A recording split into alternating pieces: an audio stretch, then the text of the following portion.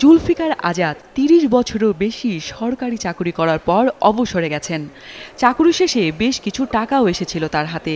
সেই টাকা শেয়ার বাজার কিংবা অন্য খাতে খাটিয়ে মুনাফা করার ঝুঁকিপূর্ণ ভেবে সঞ্চয়পত্রে ঝুঁকেছেন তিনি। সঞ্চয়পত্রটাকেই প্রাধান্য দিচ্ছে এই কারণে যে এখানে ইন্টারেস্ট রেটটা ভালো। জুলফিকার আজাদের মতো লাখো গ্রাহকের কাছে সঞ্চয়পত্র এখন তুলনামূলক বেশি মুনাফায় নিরাপদ বিনিয়োগ। এটা আমাদের একটা আর্থিক পরিবারের সহায়তা করে আর কি। আগে যে তুলনায় সঞ্চয়পত্র হয়েছে তার চেয়ে দ্বিগুণ হচ্ছে। তোমাদের ডেইলি মনে করেন যে ৩-৪ কোটি টাকা ইস্যু হয়। জাতীয় সঞ্চয় অধিদপ্তর বলছে 2016-17 অর্থ বছরের আগস্ট মাসে ৪,২৯৭ কোটি টাকার সঞ্চয়পত্র বিক্রি হয়েছিল, যা নভেম্বরে গিয়ে দাঁড়ায় ৪,৪০২ কোটি টাকায়।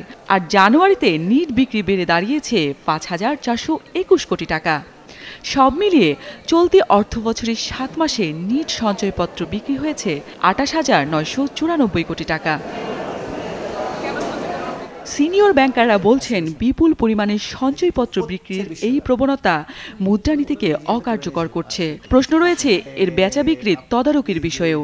এটা কিন্তু কোনো রকম মনিটরিং নাই। এখানে ধরেন বলা আছে আমি ৪০ লক্ষ টাকা বেশি কিনতে পারবো না, আমার ওয়াইফ কিনে হয়তো ৬০ লক্ষ টাকা কিনতে পারবো, কিন্তু আমি হয়তো এই ব্যাংক থেকে ৩০ লক্ষ কিনছি, আরেক ব্যাংক থেকে ২০ লক্ষ কিনছি, কেন ওইভাবে কিন্তু প্রপার মনিটরিং কিন্তু হচ্ছে না। আর্থিক খাত বিশ্লেষকরাও বলছেন, বিনিয়োগ স্থবিরতা আর পুঁজিবাজারের মন্দাভাবের কারণেই সঞ্চয়পত্রে ঝুঁকছে মানুষ। এতে সরকারের ব্যয়ের বোঝা বাড়ছে।